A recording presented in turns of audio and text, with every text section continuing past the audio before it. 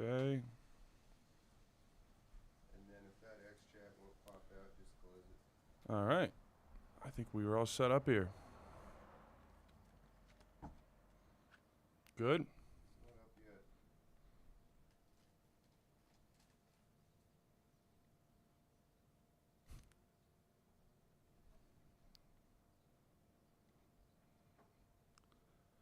You're live. We are live. All right. Welcome into the Behind the Wall live show here at the Student Bookstore downtown. Any type of merch, Penn State, Father's Day, all that stuff that you need, come on down here. Today, we have a special guest here. He has over 400 career wins, led Penn State to the first ever Frozen Four appearance, but most importantly, he is a molder of men. Penn State men's hockey coach, Guy Gadowsky. Guy, thanks so much for coming in. Hey, my pleasure. Thanks for having me. How's everything going? Good. It is good, but I got to ask you, the last two podcasts I did here in State College, like the average height and weight of the host has been about 6'6", 380. What is the deal with this? That's I guess I don't know. I guess something's in the water. I guess we just have a ton of former offensive linemen. I guess Man. that's what it is doing podcasts. He's referring to Keith Goon Conlon. Shout out Keith, friend of the show there. Guys, so congrats on a fantastic season. First off, as you shift to the off season right now, what do you got going on? A little bit of downtime, or Finally, our portal just closed recently, and we had a great alumni golf outing. So we had a ton of alumni here. Had a little event over at Pagula Ice Arena, then golfed this weekend. It was a lot of fun. The alumni we have are just awesome. So it's been fun. But now we get moving in the summer, and finally a little bit of downtime is going to be nice. That's awesome. How's the golf swing looking? Short. Yeah, keep it nice and short. We were talking before the show. We were like, we both got a bunch of shoulder injuries. You got to keep it at like half swing. Yeah. If you don't do that, it starts to get a little bit ugly. We tell everybody it's because we just really value going down the middle, but pretty short. Yeah, keep it short, and then you go straight, so it's all good. I'm curious, Guy, in your off time, you got any hobbies? Like anything else you like to do? TV shows, anything like that you keep up with? Well, yeah, actually, my wife and I, we love to hit the shows for sure. Off time is basically hanging with the family. Our family, we like board games and games like ping pong, darts, things like that. So, but hanging in the summer. Summer's so beautiful here. We just like to hang and have backyard barbecues and chill. That's what we like to do. People don't know about it. The summer here is like, it's the best. Awesome. It's It is so awesome. beautiful. It's perfect. Guy, the suit jackets. Most importantly, the kind of the window pane ones. I gotta ask, where does that come from? Where's that? Because it's swagger now. People call it swagger, Guy, and I'm telling you, we love it. I'm curious. Is that like a Canadian style? No, that's totally my daughter. Like my daughter started dressing me. My wife helped her out, but this is totally my daughter. In fact, usually I wouldn't leave. She'd pick everything out, so it's all on her. All right, daughter. There you go. That's a good. That's a lot of people's That's the answer. I'm the truth. same way. My girlfriend dresses me like every day. If I didn't have her, I don't know what I'd even be wearing. It would get pretty bad. All right, guys. Let's talk a little bit about this past season. Despite a little bit of a slow start, obviously the team stayed very resilient. Was there a specific game or moment that you saw where you just kind of felt that momentum really start to shift? No, not really. And you're being kind. You can say it. We were awful. We didn't win in 9 games. Like the first 9 Big Ten games, we didn't win, and it's only 24. Like it's 24 game conference schedule. So 9 games. I mean, we're over third away. We're almost halfway there where we didn't have a win. So it was. I mean, it was getting desperate, to be honest with you. And I don't think there was a time to answer your question that, oh boy, we got it now. It was never like that. It was just the guys really taking over the locker room and saying, you know what, whatever happens here, we're not going to get negative, because it could have been really, really, really easy to do that and go downhill. Like that was the fact that they stuck together was probably the most impressive thing about this year.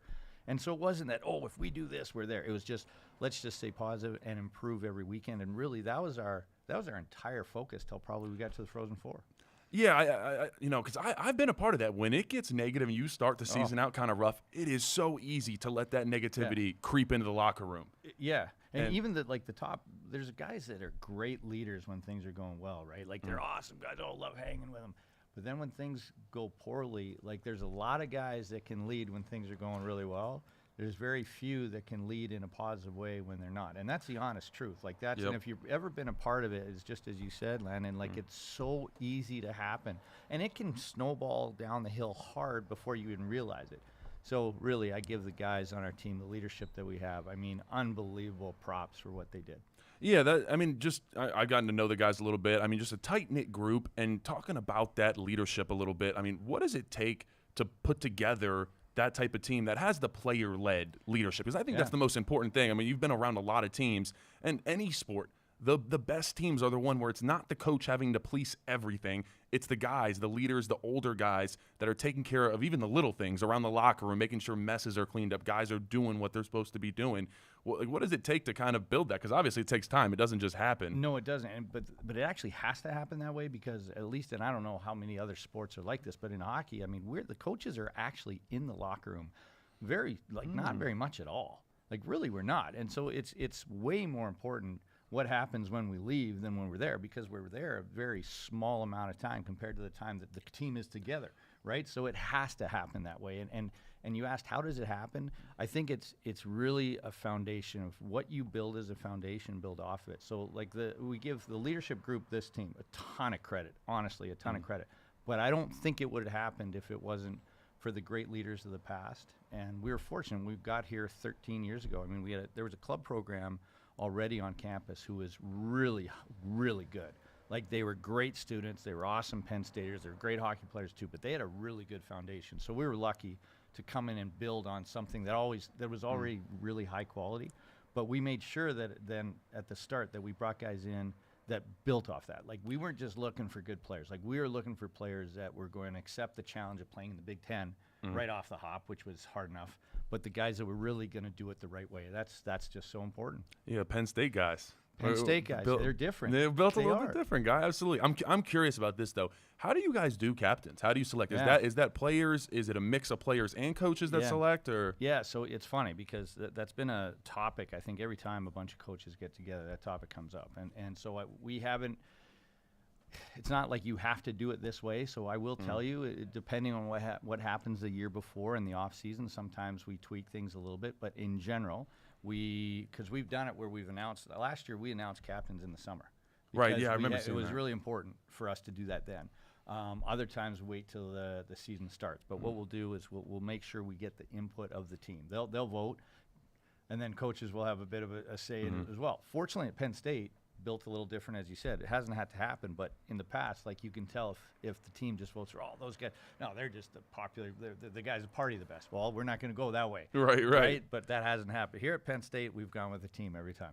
Yeah, that is important. It can't be a popularity contest. Yeah. It's got to be the guys who can really, like you said, lead the squad when it's in those toughest moments, which you guys endured and came out of it real strong. Talking about leadership, I think we have one of the most hands-on athletic directors in all of college sports. When I had Charlie Serrato on the show, he talked about when Pat Kraft came in, was it around the new year, right? And he came in and gave a talk to the team. Exactly. What can you share a little bit of that message? And what does it mean to just have Pat Kraft in your corner like that? I'll share the feeling because when you say hands-on, like he's very different in this regard. When he came in, like I know he's a football player, he's a football guy. Man, he sure fits a hockey locker room. I'm telling you that. He really does. Like, I could see it. He really does. Like our guys just really relate to him, and so his message is genuine, and it's for the boys. It's really, it was a really genuine, like, let's get down to this and let's do it. And it's not just the message. I think it's how it's like I said, he's one of the, like he fits our locker room. So when he talks, like, the guys it really resonated. And after that, I tell you, it went so well. We had him come in every game in the playoffs. Basically, he came in and gave the speech, and the guys love it. And he did so well. I wouldn't even be in there. I was like, hey, it's all you. I'm out. And he did an awesome job. And that I think he's probably going to keep to the locker room. But as far as the message goes, I'll tell you the feeling. You called it hands-on. I think it's really genuine. Really. He fits the locker room, the hockey locker room, really, really well. Let's put it that way. I love it. He does it so well. I remember when he first got here and when he came in and he gave us, and I was still on the football team at the time, and just a fiery speech. And it was like, all right, I want to rock with this guy. Yeah. I'm in. And he was just, he calls everybody his kids when you are, a part of the program. It feels like home, and he does a great job. So, there's a reason that Penn State athletics across the board, we're killing it right now, guys. Yeah, I think best year we've ever had in the Learfield Cup. Yeah, it feels a lot like of good things are happening. It is awesome. But let's continue to talk a little bit about your guys' season. You guys just caught fire. You head to Allentown, and you play top-seeded Maine. It was electric, to say the least. You guys had one of your better games of the season, it felt like, but also Hockey Valley was in full effect rocking. there. It was, It was rocking. rocking. It was So rocking. they brought Hockey Valley to Allentown. Yeah. I'll tell you what. So what was it like coaching in that environment, but also just the Man. type of game you guys got to Man, have? It was, you know what? It was. I mean, we hoped for it, I guess, and we're like, man, this is Allentown. We're sort of close. We should have some pretty good crowds here. It was rocking, and I think the entire Roar Zone was there. Like the entire Roar Zone came and cheered us. And when we went on the ice, I remember the guys going, "Oh my God! Like, look at this. This is unreal. Like this is Penn State. This is Penn State. It was unreal." So I tell you what, they've been such a big part of our success here at home. Like because it's tough to keep the momentum going all the time. It is. It's very difficult. And when we were down, Roar Zone would get it going, and we could sort of jump on their back a little bit. Well, I tell you what, it happened in Allentown, and it was a great game. But man, we were starting to lose it a little bit. And give UConn credit, they were coming, and Roar Zone started rocking, the place started rocking, and then we started rocking, and then it ended in a great way. It absolutely did. And you talking about the game against UConn in overtime, Matt DeMarsico, I think it was Sports Center top 10. It was one of the coolest hockey plays I can remember. Yeah. Do you have in your career, I mean, something, just a more intense moment, a more intense finish in that type of environment, deep into the playoffs where it meant everything? Well, I mean, the only thing I think comes close to that was Liam Folks back in Joe Louis Arena back in 2017. We won our first Big Ten title. It was double overtime, and he had a breakaway, and that was bonkers. But you know what? But at Allentown, with everybody there, and the fact that it was something going to our first, I mean, there's so much on it. Those were both great. Let's just put it out. It was incredible. We won't rank them, but there was just some great moments in Hockey Valley, to say the least. So after Matt's goal, we got to talk about this one. I was excited to talk about this. Then came the This is Hockey Valley, old ESPN style commercials. Guy, I'm curious. First off, who came up with the idea to go after those? And then what was that like, kind of that process of filming those? Because those were awesome. If you haven't seen them, go to the Penn State men's hockey Twitter, because they're classic. Yeah, they did a really good job. I mean, it was all the brainchild of John Hanna, our communications director. And he actually, I hate to give him such big props, but he's really good at that. He's a good director. He knows media. He did an awesome job. And it's so funny. I mean, I received so many comments of, like you just said, even from like John Bucci-Grass and things like that. Like, people just loved that, the ESPN way, and he did an awesome job. That's great. That's awesome. So, I mean, a season that obviously, as you said, it had its up and downs, but you end up in the Frozen Four.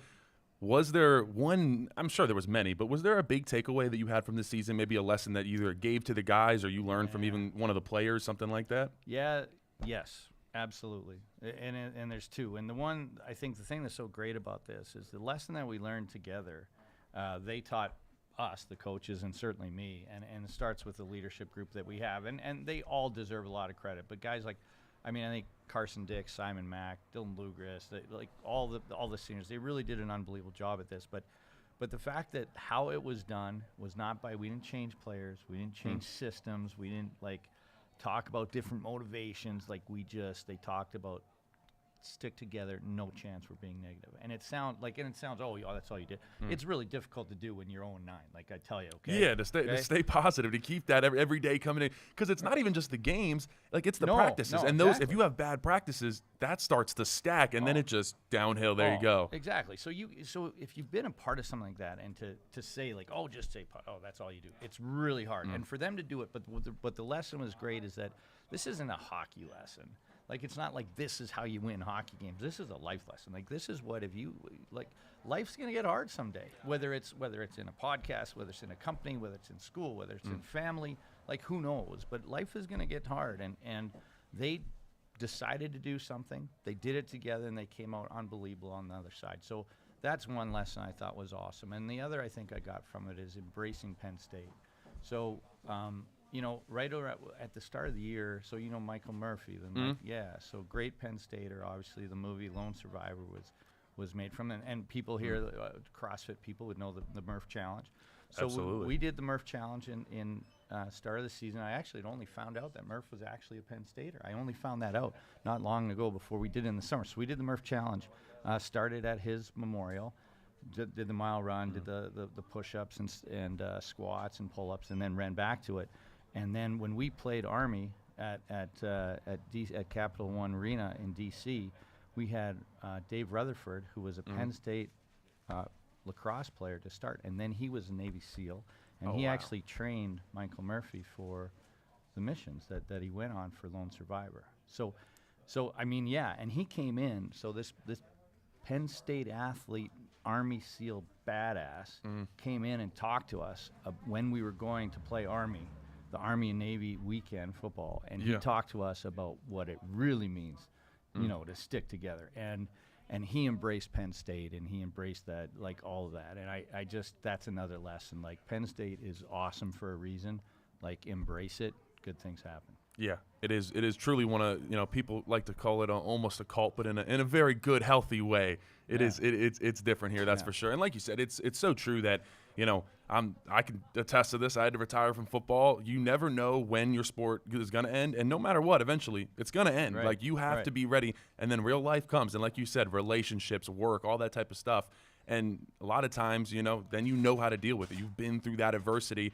And then I think the other cool part about it is these guys on this team this past year, I mean, they're going to remember that for the rest of their lives. Yeah. They're going to have that bond. And I would say, I mean, that's kind of the whole point of, like, camp and stuff being hard. But when you go through something hard together, it builds a different bond than if you just were to go through even like an undefeated season. Like, Oh, it's yeah. different Oh, when you for got sure. it like that. When it's just like, that's your real brother. You look to the left and your right, and you're like, this is my real brother. Like, that's how you feel. Yeah, and I think that was it was way back. I mean, at the time, it was really hard. But you look back, I don't know if we ever would have got to the Frozen Four if we didn't have it as hard as we did, because it forced them to stick together to do something like at the extreme and need to count on one another and to spot one another. And the fact that they did it creates the bond you just talked about, and it also creates unbelievable memories. And so I think the fact that they, you know, I still can't believe that we were in such a low place that they turned it around and got to such a high place is something I'll never forget. Yeah, it was fun to watch. And I'll tell you what, I feel like from you know, Penn State, obviously, we love our hockey, but I think you created a lot of new hockey fans this year. Just watching that resiliency, just you guys, just the way you fought. I don't know. I think Hockey Valley is going to be rocking even harder next year, guy. Yeah, Hockey Valley's great. And I got to tell you, well, what a shout out to them, though, because I think we set 2 new attendance records, but we did it. Actually, it might have been 3, but 2 of them happened before Christmas. So, like, even when things weren't going well, like, the support here is unbelievable. And then when the guys did start rocking, I think we got a whiteout at Minnesota. It was unreal. I mean, it was just insane. It was unbelievable. Real quick plug. Come down to the Student Bookstore downtown. If you need any hockey merch, we got some Frozen 4 final T-shirts in the back right here, and we got some Hockey Valley pucks and all that good stuff. And also, if you were Father's Day's coming up, so maybe, you know, Mac, come down. I don't know, get you some extra gear. But if you need any hats, shirts, anything like that, come on down here, guy. I want to transition real quick to talk about 2011. When you first got here, yeah. and obviously, you know, took over, you know, Joe Batista was running the club program for a long time, and then you guys got the news that it was transitioning from being a club to being part of the NCAA, being a part of the Big Ten. What were those first couple years like? I mean, that I'm sure it was hard because you had that 1 year. You had 1 season, right, as the head coach, Yeah. being club. I mean, Yeah. people were like, oh, that's probably good enough. No, to go from club to really hanging with the big boy, I mean, that's a big difference. No, What was that like? Well, you know what's funny about that is we were supposed to, I think originally they talked about 3 to have 3 years, and then they guaranteed 2. And then Big Ten Network came back and said, oh, man, you're going to have a building like that? No, you're going on TV now. And we had 1. So we were going in the Big Ten. And for, you know, people that know hockey, yeah, the Big Ten, they have the monsters of college hockey, the teams that have been the most successful blue blood for so long. So So what it was like, actually, that first year was awesome. It was so fun because, like I said, it was, you know, we talked about Penn Staters a little different. So for me, it was really, I watched Penn State from afar and knew the support was off the hook, and that's a lot of what drove me here. But I got a taste of it, and then the guys that we had on the team were so Penn State, and it was so fun.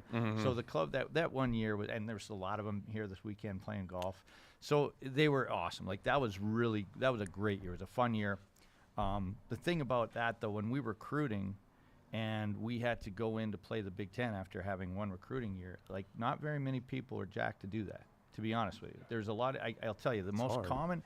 Well, yeah, I think it takes a special guy because a lot of the best players were like, "Oh, yeah, Penn State, it's awesome. I'd love to go, but I do not want to get my ass kicked for 4 years." Right. And that is the most common answer we got. So the guys that we had to get were guys that were like, oh yeah, I'll welcome that challenge. Bring it. Like that's okay. That doesn't bug me. I want to build the foundation. Like I want to be proud of what we build. And that's like, honestly, there's a lot of guys that would just rather show up to something that's already there than build it. And the guys we got, that was the one commonality. They all had to be a part of that. They all had to want it. I think Tommy Olczyk was a really good first guy to do that. He was I think, one of the, if not the very first captain we had at D1, and he was a guy though that voiced it like, hey, look, I know I'm coming to build this thing. Like I can't wait for a decade down the line and a decade after that to see how it's doing, because that's what I want to do. So that's what we had to do. The foundation layers. You got to do it at some point, and you know, like you said, to get those guys. What was recruiting like at the beginning? Like the scholarships. What was that transition? Did you keep a lot? Was everybody that was on the club team like transition, and then what was the scholarship? Well, limit? It was good. Joe Batista did a really good job with this, because we talked a lot about how it's going to be, and he was sort of had the sight to say, you know what, we're going to have a plan. Like you can have this many this year, this many next year until you go. And he goes, but you know, have a feeling that's all going to be pretty fluid. So let's just sort of do the best we can and like move forward. And that's sort of what we did. So I don't want to say we're making it up as we go, but we really had to make it up as we go, because it depends. When there was someone great that we could get, we got them. But we weren't just going to hand out scholarships to guys that didn't want to come and build. You know what I mean? Like, we wanted just to do it the right way, and I think it was. And I think we had the support of obviously Joe and so many, not only administration, but just so many prominent Penn Staters that wanted to see it do well. Yeah, absolutely. It means something a little extra when you get to be there from the beginning and see it grow like that. And so you talk about Joe Batista, and he was I got to talk to him a little bit before this, and he told me how he helped interview you.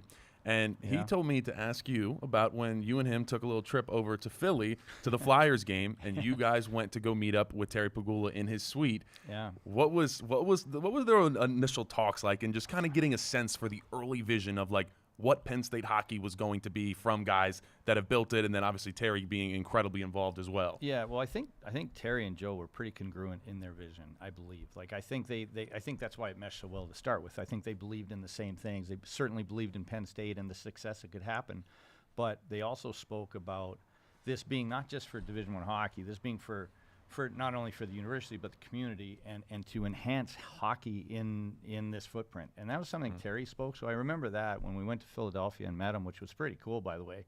But first of all, so the first 2 minutes, you're like, oh my God, like that's Terry Pegula. And then but the way he is, like he just in 2 minutes and 5 seconds, he's like just a hockey guy. And it's so wild. It's so wild. So anyway, he really puts you at ease. But he spoke about like just his vision about, you know, he really wanted this to enhance hockey in this footprint, and that this building was not just for D1. It was to improve right from grassroots level, to be like for more ice time for old time hockey players, youth hockey players, figure skaters, like everything. He wanted it to be a gift for the community, and I think he also said, hey, look, someday it would be great if, you know, there's people that grew up skating as a youth, playing here for Division I hockey, going on and playing in the NHL. I'm not sure if he said the Sabres or not, but just that was sort of his vision about this gift. And yeah, I mean, it's been awesome. Yeah. So, you know, I'm curious. So like when you were kind of starting that process and you guys were having those conversations, you know, and then obviously you get that big arena, and a lot of teams that are going from club and just changing over from a club to a varsity team, you're not getting something that nice generally at probably other schools when they're making that initial transition. How much easier was that when you are recruiting guys, but you're able to point to like, hey, we're not in a closet here. We got a really nice facility. Well, first of all, it's absolutely essential, and because you look at our league and you look at the buildings in the Big Ten, they're all awesome. I mean, they're all big, awesome buildings. They are. So it wasn't like this was. It's something I think that it was. If they were going to do it in this league, they had to do it right, and Terry sure did. And it's an absolute amazing building. I think it's the best because, you know, he was real adamant about one thing. Well, two things really, but the one that was so cool is he said, you know, he wanted it to be the rockingest arena in college hockey. And if you look at the student section, he built it so that it's as steep as code will get it. I don't know if you guys know that. Like, you can't build it any steeper. Really, because I stood up. Sometimes I look at. I Oh, was in man. there once, and I'm like, oh man, you could maybe even, you can almost fall over this thing. I It's know. perfect. Well, we were like, oh, that's awesome. Make it steep, make it steep. And then when it was being built, like, we walked up and they were like, oh, geez. Like, I don't know, man. Maybe You have to hold on a little maybe bit here. Yeah, I'm not sure that was a great idea. That's awesome. So when you did first take over, obviously, we people love the club hockey team, but it was still club. Any club sport isn't as big as a varsity program. What was that like to get to watch Penn State fans really buy in to the hockey program, and really you just see this start to fill up more and more the arena Yeah. every single night? Just that process. What was Yeah. that like for you? Well, it was cool. Well, the arena was filled. Like, they filled it right from the start, which was cool. But the funny thing about that is I think the Roar Zone, because they were like us new. So the first game, like, I think they had sort of an idea what they wanted to cheer, like some of it, and let's try this, try that. And I thought they were pretty good from day one, but they're nothing that they like now, right? So it's been really interesting to watch. I think people talk about how the program, the team on the ice has improved. And from my vantage point on the bench, I got to watch the Roar Zone, the student section, and see how they have, like, come. And now they're the best in the nation. They are. But it took some, like, they built like we built. So that was a fun, parallel to see how they just come along and develop. It is very cool. Yeah, someone asked in the chat who has the loudest spot, and it's us. It's got to be, right? Yeah. I mean, it's not even close. Oh, it's the best. When it rocks, like, it is the best. The best. It is something special. All right, Guy, my last question for you. When I was doing my prep for this interview, I went all the way back. I was watching interviews from 2011. And when you first got here, you had said, I'm excited to learn. This was your introductory interview.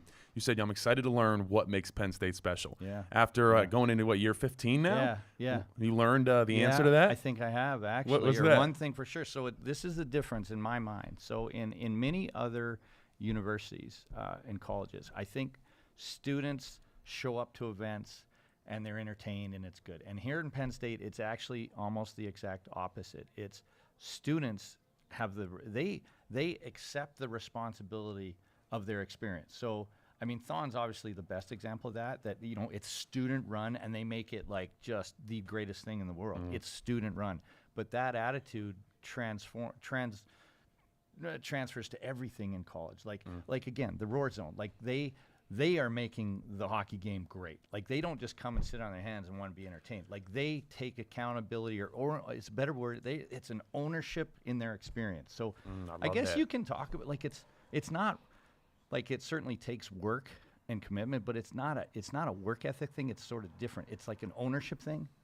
And I think everybody here at Penn State has it, whether it's going to the student section at a hockey game or Thon or you name it. I mean, it's just, that's the feel. So that's what I think. That's different. Yeah, belonging to something, being a part of something. And then also the idea that you're impacting the game. It's Oh, like yeah. the Roar Zone has an impact. Yeah. And it's And like they that. know it. Yeah, they do. They get They it. know it, I yeah. seriously, I thought I've never heard anything so loud when I was in there for my first game. I'm like, holy crap, this is amazing. Yeah. So it's special. Well, Coach Guy Gadowsky, thank you so much for coming in. I really appreciate my you. pleasure. Thanks This for was having me. awesome. Absolutely. And shout out to the Student Bookstore downtown for hosting us once a month. Means a lot. Thank you so much, Guy. Thanks.